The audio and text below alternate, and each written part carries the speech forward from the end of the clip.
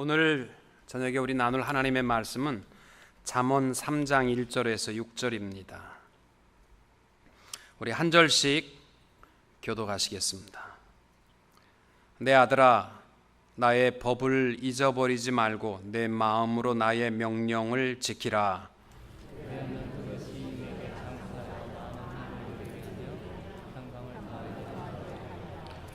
인자와 진리가 내게서 떠나지 말게 하고 그것을 내 목에 매며 내 마음판에 새기라.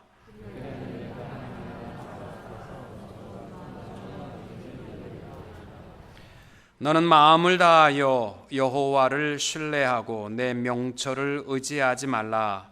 너는 범사에 그를 인정하라. 그리하면 내 길을 지도하시리라.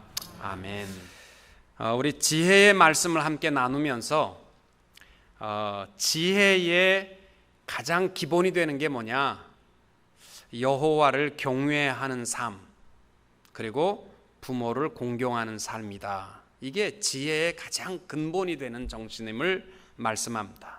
그리고 오늘 말씀은 이 지혜서 가운데, 잠언 말씀 가운데에서도 가장 중심이 되는 구절이 바로 이 5절과 6절의 말씀입니다. 이 말씀을 잘 보시면요, 잠언 지혜의 말씀을 가장 핵심을 놓치지 않은 것입니다. 5절과 6절을 다시 한번 우리 의미를 생각하면서 같이 합독합니다. 너는 마음을 다하여 여호와를 신뢰하고 내 명철을 의지하지 말라. 너는 범사에 그를 인정하라. 그리하면 내 길을 지도하시리라. 아멘. 지혜자 솔로몬은 특별히 잠언서를 통해서 전하는 그 지혜의 삶의 핵심이 뭐냐면 어떤 마음으로 살아가느냐, 이게 지혜의 삶의 중심이며 우리의 미래에 대한 확실함을 가질 수 있는 것은 뭐냐면 살아보고 미래가 확실하는 것이 아니라 어떤 마음으로 출발하느냐가 미래에 대해서 확신을 이룰 수 있다라는 말씀입니다. 여러분, 이 지혜자 솔로몬이요, 환경이 중요한 것이 아니라 우리 행복한 인생은 우리 마음이, 지혜로운 인생은 우리 마음이 가장 중요하다라는 것을 말씀합니다. 우리 요즘 마태복음 5장 말씀에 예수님께서 이 땅 위에 오셔서 제일 먼저 설교하신 내용이 이 심령이 가난한 자는 복이 있다, 마음에서부터 하나님의 축복이 선포되지 않습니까? 모든 신앙의 축복의 시작은요, 우리 마음입니다.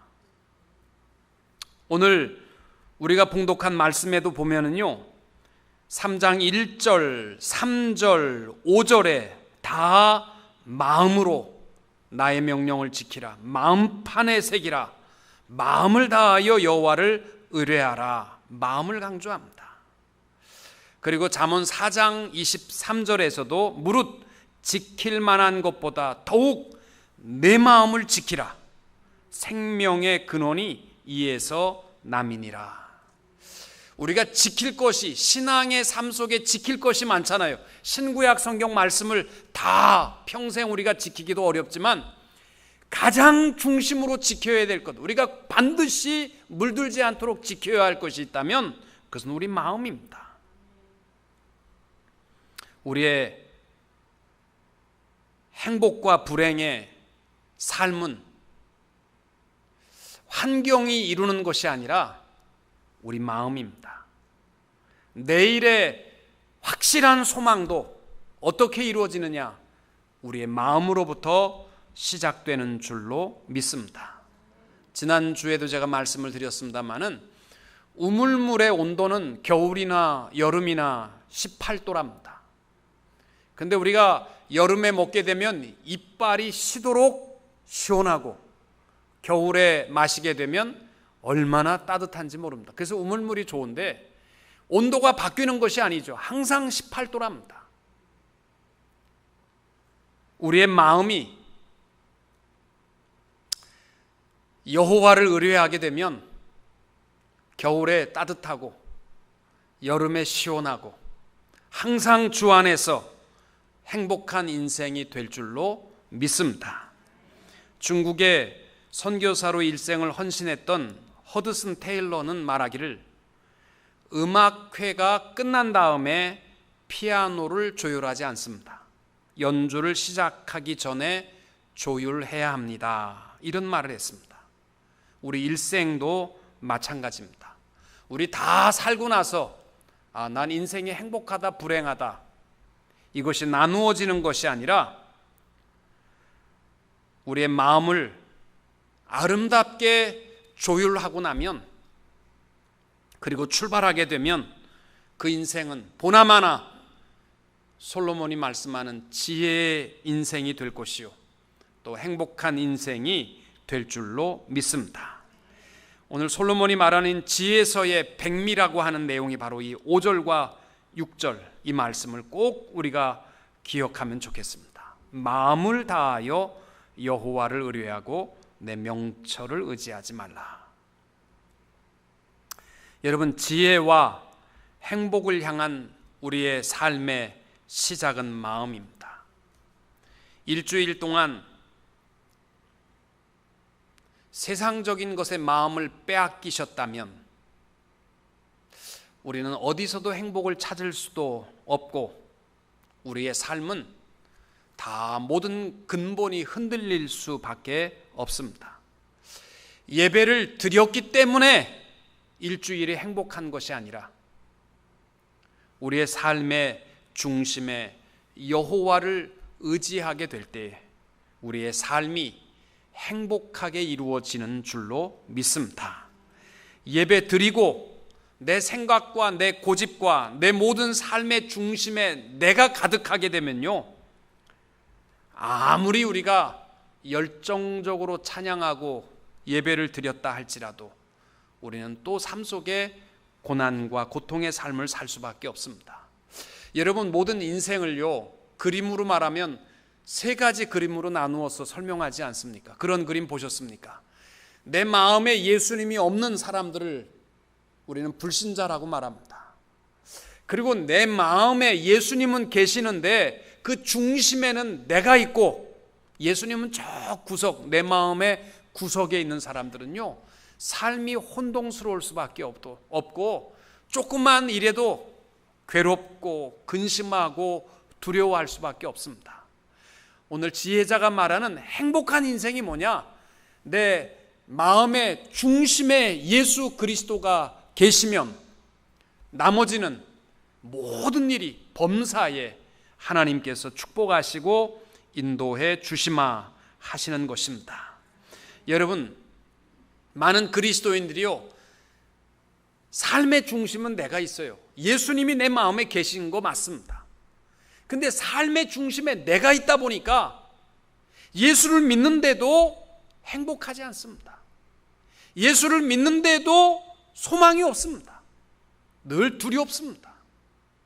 근데 이것이 우리의 삶이 예수님이 내 중심으로 바뀌는 모습이요 쉬울 것 같은데 이게 참 어렵습니다. 오늘 지혜자가 우리에게 부탁하는 말씀은 그겁니다. 지혜의 인생을 살아가기 원하면 내가 중심이 있어서는 절대로 지혜로운 인생이 될 수 없다는 것입니다. 내 삶의 중심에 예수 그리스도가 중심이 되는 이러한 행복한 삶을 이룰 수 있게 되시기를 축복합니다. 그러면 범사에 하나님을 의지하는 삶이 뭐냐? 여러분, 하나님을 의지하는 삶이 뭡니까? 지혜자 솔로몬이 오늘 우리에게 하는 말씀이 이렇습니다. 1절부터 보시면은 마음에 초점을 맞추면서 마음에 두 가지를 새겨야 여호와를 의지하는 삶이 된다는 거예요. 그 첫 번째가 뭐냐면 1절에 내 아들아 나의 법을 잊어버리지 말고 내 마음으로 나의 명령을 지키라. 마음에 새겨야 할 것, 우리 여호와를 의지하는 삶이 누구냐면 마음에 하나님의 법을 새긴 사람들입니다. 인생의 가장 기본 원칙, 하나님의 말씀을 마음비에 새기는 사람들이 여호와를 의지하고 살아가는 사람입니다. 교회에서만 성경을 보고요 살아갈 때는 내 상식과 내 지식으로 살아가는 사람들은요, 미안하지만 여호와를 의지하는 삶이 아니다라는 것입니다. 하나님의 말씀이 우리 가운데 새겨지게 되면 2절에 약속하는 것이 뭐냐면, 그리하면 그것이 내가 장수하여 많은 해를 누리게 하며 평강을 더하게 하리라. 이 땅 위의 모든 축복은 어디에 있냐면 내 마음에 말씀이 새겨져야 돼요. 하나님의 말씀을 듣고 잊어버리는 자들이 되지 마시고 하나님의 말씀을 내 마음에 새기며 말씀대로 살아가게 될 때 평강의 축복으로 인도해 주실 줄로 믿습니다. 스티븐 코비 박사의 원칙 중심의 리더십이라는 책에서 저자가 하는 말씀의 중심 내용이 뭐냐면, 농사를 짓기 위해서는 어떤 지름길이 없다는 것입니다. 농사를 짓기 위해서는 자연 법칙을 잘 따르는 것밖에 없다는 것입니다. 자연의 법칙을 모르면 농사를 지을 수 없듯이 인생에게 주신 법칙, 어떻게 해야 인생을 가장 아름답고 지혜롭게 살아가느냐, 솔로몬이 말하는 것도 똑같습니다. 지름길 없다는 겁니다. 하나님의 말씀, 주신 법칙을 잘 지킬 때에 그 인생이 행복하고 형통한 삶이 된다라는 말씀입니다. 여러분, 모든 전자제품들을 사게 되면, 자동차를 사도요, 이 사용 설명서가 따라오게 되지 않습니까? 사용 설명서를 보지 않으면 밥솥을요 300불짜리를 사도요 그냥 쌀밥만 해먹는 거예요. 다른 기능은 하나도 못 쓰고 밥만 해먹는 거예요. 그 좋은 기능 다 있는데 사용 설명서 없으면 모르면요 밥만 해먹는, 쌀밥만 해먹고 마는 겁니다. 우리 인생도요, 하나님께서 무한한 능력을 주셨고 우리를 얼마든지 하나님 앞에 여러 모양으로 영광을 돌리도록 우리를 지으신 하나님이신 줄로 믿습니다. 우리 인생을 잘 활용하려면요, 우리 인생의 사용 설명서는 하나님의 말씀밖에 없습니다. 하나님의 말씀대로 분명한 인생의 원칙, 내가 아무리 고집을 피다가도 성경이 말씀할 때에는 순종할 수 있어야 돼요. 성경이 말씀하는데도 시대에 뒤떨어졌다고 그래서, 현대의 감각에 맞지 않는다고 그래서, 내가 이해가 안 된다고 그래서 말씀을 버린다면요, 인생의 행복을 놓치는 것입니다. 우리의 삶의 원칙은 분명해야 합니다. 하나님의 말씀이 내 삶의 원칙이 되어서, 비록 내 눈에 손해가 보이는 것처럼 생각될지라도 말씀을 내 삶의 제1원칙으로 세우고 하나님을 의뢰하는 삶이 될 수 있기를 축복합니다. 또 우리에게 새겨야 할 것이 3절에 보면 이렇게 되어 있습니다. 인자와 진리가 내게서 떠나지 말게 하라. 우리 마음에 새겨야 될 것이 또 하나가 있는데 그게 뭐냐면요, 인자와 진리, 이것이 새겨져야 된다는 거예요. 그것을 내 목에 매며 내 마음판에 새기라. 그래야 여호와를 의뢰하는 삶이라는 것입니다. 여러분, 하나님의 말씀만 새기게 되고 인자와 진리를 새기지 않게 되면요, 바리새인 되기 쉽습니다. 자꾸 다른 사람을 정죄하고 비난하게 될 수밖에 없어요. 하나님의 마음을 새겼으면 또 하나 새겨야 할 것이 인자와 진리를 새기는 겁니다. 이 인자와 진리를 다른 말로 하면 하나님의 성품입니다. 인자라는 말은 헤세드라는 그 히브리어 단어인데 사랑, 그리고 진리라는 말은 우리가 반드시 지켜야만 하는 변함없는 진실. 그래서 우리가 여호와를 의뢰하는 삶이 될 때는 하나님의 말씀과 하나님의 성품, 이 두 가지를 담고 우리가 살아가야 한다라는 것입니다. 여러분, 하나님의 말씀만 담게 되면요, 굉장히 이 비판적이고 또 하나님의 영광을 가리울 수도 있습니다. 하나님의 말씀과 하나님의 성품을 내 마음에 담고 여호와를 의뢰하는 삶을 이룰 수 있게 되시기를 축복합니다. 시편 25편 10절에 이렇게 말씀합니다. 여호와의 모든 길은 그 언약과 증거를 지키는 자에게 인자와 진리로다. 하나님의 성품이라는 거예요. 여호와의 또 시편 40편 11절에 여호와여 주의 국류를 내게 그치지 마시고 주의 인자와 진리로 나를 항상 보호하소서. 하나님의 성품으로 우리를 보호하시고 인도해 줄 것을 기도합니다. 사랑하는 성도 여러분, 인생의 승리를 이루는 사람들을 보면요, 똑똑하고 학벌이 1등하고 지능 지수가 높은 사람들이 인생의 행복을 이루는 것은 절대 아닙니다. 그래서 인생은 성적순이 아니라고 말합니다. 여러분, 제일 똑똑한 사람들이 많은 곳이 어디냐면요, 감옥이랍니다. 하여튼 머리 써가지고 남의 돈 떼어먹고 사기치는 사람들이, 제일 똑똑한 사람들이요, 감옥에 제일 많다는 거예요. 제 친구 하나도 고등학교 친구인데 천재에 가깝습니다.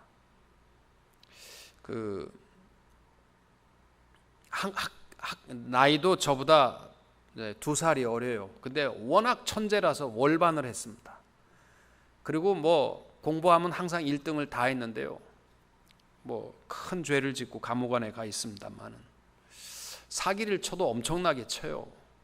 똑똑한 사람들이요, 뭐 지능지수 순위 아닙니다.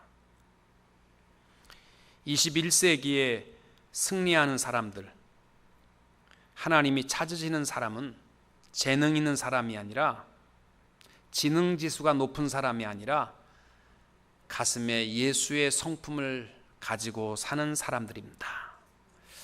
그래서 찰스 브릿지라는 주석학자는 말하기를, 금반지에 박힌 반짝이는 다이아몬드가 그 반지를 더욱 가치 있게 하고 더 빛나게 하듯이 주님의 성품을 지닐수록 사람은 더욱 고급스러운 사람이 되어간다. 예수의 성품을 닮아갈 때 그 인품이 고급스러워진다는 것입니다. 구약 성경에 나와 있는 야곱의 아들 요셉이 그렇고 사무엘과 다윗이 그렇다는 것입니다. 사랑과 진실이 담긴 자가 인생이 귀중히 빛난다는 것입니다. 여러분, 지혜의 인생의 시작은 우리의 마음입니다. 여러분 마음에 무엇이 새겨져 있는가? 물질로 가득하게 되면요, 인생이 추할 수밖에 없습니다. 명예로 가득하게 되면요, 봉사하는 모습도 가증스럽습니다. 여러분 그렇잖아요? 정치하는 사람들이 표 받기 위해서 가서 시장 가서 막 먹어주고 하는 거 보면 여러분, 와, 대단하다, 봉사한다, 이렇게 생각되십니까? 그건 가증스러운 거예요. 우리 마음에 무엇이 담겨 있느냐가 우리 인생을 귀중하게 빛나게 하는 것입니다. 절대 원칙, 하나님을 의지하는 사람들은 하나님의 말씀과 하나님의 성품을 담고 살아갈 수 있는 성도님들이 될 수 있기를 축복합니다.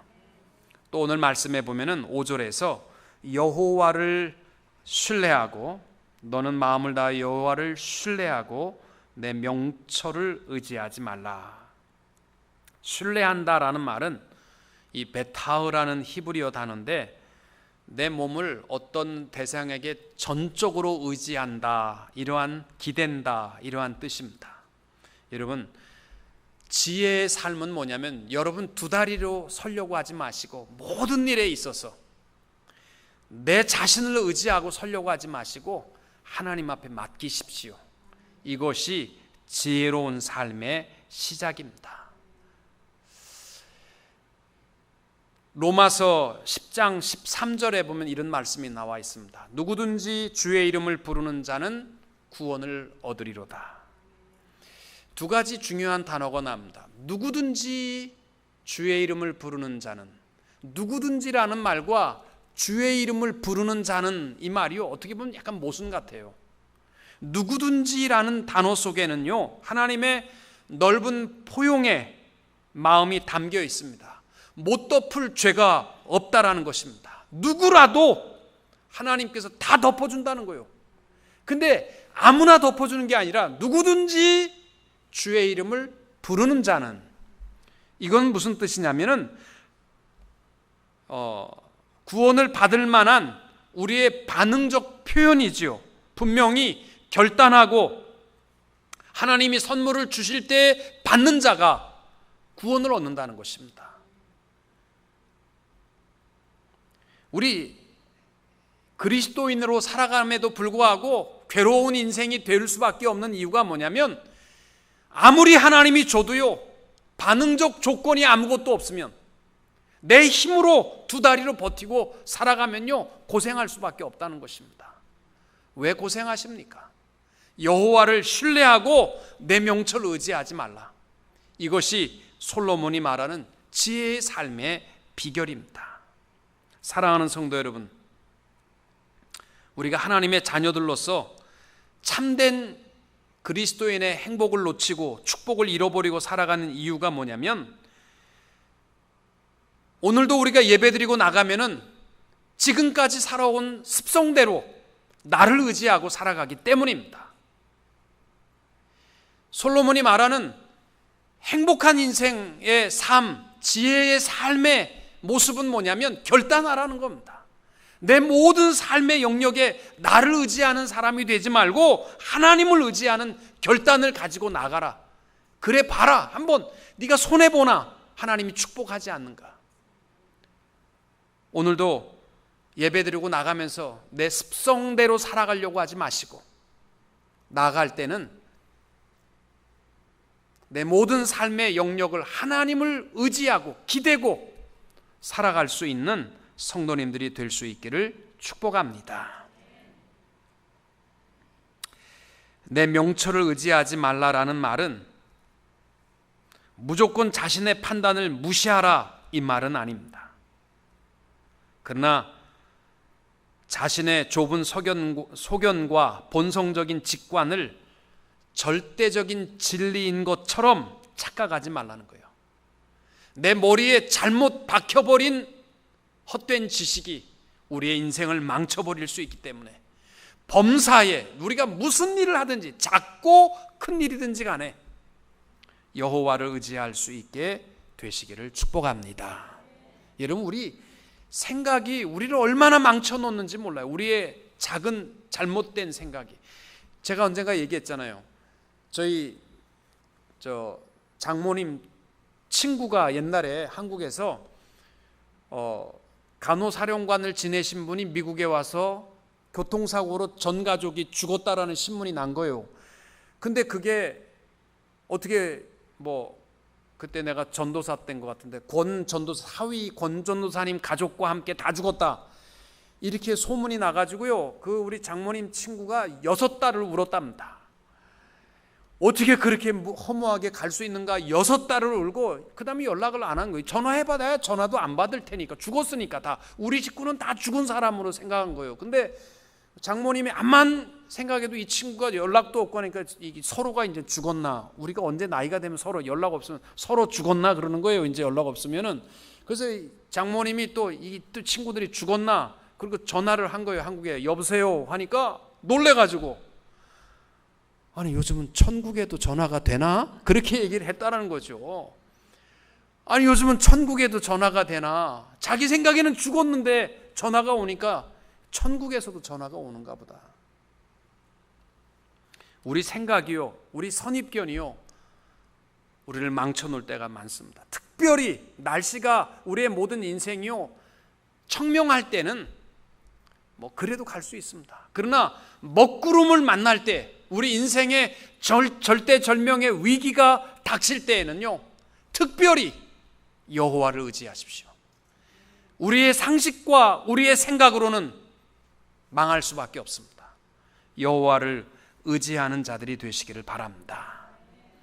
그 178초의 시한부 인생이라는 기사에 보면은 그 조종사들을 대상으로 해서 20명의 조종사들을 대상으로 해서 이제 시뮬레이션 조종을 시킨 겁니다. 맑은 날에 조종을 할 때는 쉽습니다. 그러나 갑자기 먹구름이 닥치면서 시계가 보이지 아니하면 당황하면서 앞을 쳐다보다가 대개가 3분을 못 넘기고 178초 평균 3분을 못 넘기고 전복되고 자멸 추락의 결과를 가져올 수밖에 없다는 것입니다. 유능한 조종사일수록 평상시에는 모르지만 먹구름이 닥칠 때에는 절대적으로 계기판을 의지한다는 것입니다. 우리의 삶도 마찬가지입니다. 나를 의지하면요 추락할 수밖에 없습니다. 하나님을 의지하는 삶이 말을 할 때에도 생각할 때에도 결단을 내리고 모든 일에 있어서 결정할 때에도 하나님을 의지하는 자들이 될 수 있기를 축복합니다.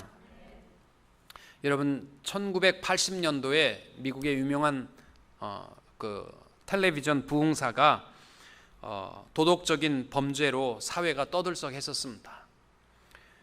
교회가 사회로부터 손가락질을 받고 있을 때 이 전국적인 텔레비전 프로그램에 교계의 대표가 되는 분들을 10분을 초청해서 그 문제를 가지고 토론을 한 적이 있습니다. 그때에 10명 중에는 플로신학교의 교수였던 존 윈버라는 박사가 참석을 했는데 토크쇼를 진행하는 동안 10명이 이제 얘기를 하는데 이분이 참 유능하신 분인데 끝날 때까지 그 전국적인 텔레비전 프로그램에 나와서 한마디도 안 하고 처음부터 끝까지 앉아 있다가 내려온 겁니다. 여러분 그거 진짜 하기 어려운 거예요. 그래도 사회적 덕망과 지위가 있고 교수님이신데 앉아가지고 끝날 때까지 한마디도 안 하고 내려오는 거 그거 어렵습니다. 내려오게 되니까 그를 존경하는 사람들 또 많은 사람들이 어째서 교수님 한마디도 안 하고 끝까지 한마디도 안 하고 그냥 내려오십니까? 그랬을 때 그분이 대답했습니다. 성령님께서 나보러 입 다물라고 하는데 내가 무슨 말을 할 수 있겠습니까? 너무 멋있는 겁니다. 말 한마디를 하더라도요 체면상 말하는 거 필요 없는 거예요. 한마디를 하더라도 하나님을 의지하고 판단을 하고 결정을 하더라도 하나님을 의지하고 모든 일을 감당하게 될 때 우리는 실수하지 않고 우리가 지혜로운 인생을 살아갈 수 있게 될 줄로 믿습니다. 6절에서 마지막으로 너는 범사에 그를 인정하라. 그리하면 내 길을 지도하시리라 약속하십니다. 인정한다라는 말은 뭐냐면 야다, 인격적인 관계성을 의미하는 그 안다라는 그 의미입니다. 야다라는 단어에서 파생된 것인데 모든 일에 있어서 내 삶의 여건에 일어나는 좋은 일과 나쁜 일, 행복한 일과 슬픈 일 모든 일에 대해서 그분을 인정하라라는 것입니다. 때때로요 고달프고 내 뜻대로 되어지지 않는다고 해서 내 생각대로 되어지지 않는다고 해서 실망하지 말라는 겁니다. 하나님을 인정하라. 내 삶 속에 그분이 살아계심을 인정하라 라는 말씀입니다. 제가 언젠가 얘기를 했었습니다. 미국의 한 교회 선교 단체의 간증 이야기입니다. 미국 작은 교회에 중국으로 고아원으로 보내는 이 구제 물품을 모아서 이제 중국 고아원으로 보내는 일을 했습니다. 그때 한 목수가 자원봉사로 와서 이제 옷가지를 싸는 일을 했습니다. 일을 다 마치고 돌아오는 길에 안경을 찾으니까 안경이 없는 겁니다. 안경을 내가 어디다 놓고 왔나? 아무리 생각해도 생각 안 나는데 가만히 생각해 보니까 분명히 일할 때 썼었는데 중간에 땀이 나가지고 안경을 벗어서 옷가지에다가 살짝 올려놓은 적이 있는데 이게 박스 안으로 들어가 버린 겁니다. 이게 세상에 어느 박스에 있는지 알아야 찾죠. 다 꺼낼 수도 없는 거고. 미국이 경제 대공황 중이라서 안경 하나 마련하는 것이 쉬운 일이 아닌데 하나님 앞에 불평을 호소했습니다. 하나님, 내 봉사하러 갔는데, 내 하루 돈 안 벌고 가서 봉사하는데 어렵게 장만한 안경인데 하나님 어떻게 이렇게 하실 수가 있습니까? 나 어떻게 하라고? 나 일은 뭐로 하고 보는 건 뭐로 보고 살라고? 그래서 하나님 앞에 원망을 했습니다. 그리고 한 해가 지나고 그 다음 해에 중국의 고아원 원장이 휴가차 미국에 왔다가 자기를 후원해준 그 교회에 와서 간증하게 됐습니다.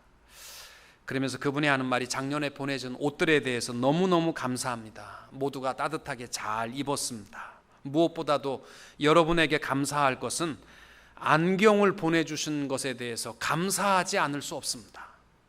공산당이 모든 것을 다 빼앗아가 버렸기 때문에 내 안경을 빼앗겼고, 나는 앞을 볼 수 없기, 안경이 없으면 볼 수 없고 두통이 너무 심하기 때문에 괴로움을 당하고 있었습니다. 그래서 매일매일 이 문제를 가지고 동료들과 합심해서 기도하고 있었습니다. 근데 제가 옷을 딱 여는 순간에 맨 위에 안경이 하나 놓여 있었습니다. 그래서 그 안경을 써보니까 어쩌면 내 눈에 정확하게 맞는 안경이었는지, 그 안경을 쓰고 얼마나 하나님 앞에 감사했는지 모릅니다. 여러분, 제 눈을 어떻게 알고 보내주셨습니까? 그러니까 많은 사람들이요, 저 사람이 물건을 하도 많이 받다 보니까 다른 데서 받고 착각하는 모양이다. 우리는 안경 보낸 일이 없는데, 그리고 다 저 사람 착각하지. 하지만 그 할아버지 목수만큼은 눈물을 흘린 겁니다. 하나님 그러셨군요. 꼭 필요해서 보내셨군요. 내가 괜히 하나님을 원망했습니다. 하나님 죄송합니다. 우리 범사에 때때로 속상할 때 있어요. 그러나 우리 하나님, 우리 다 아십니다. 우리의 모든 것을 아시고 필요한 내 형편의 모든 것을 돌보시고 채우시고 인도하시는 줄로 믿으시고, 범사에 내 삶 속에 일어나는 모든 일에 하나님을 인정할 수 있게 되시기를 축복합니다.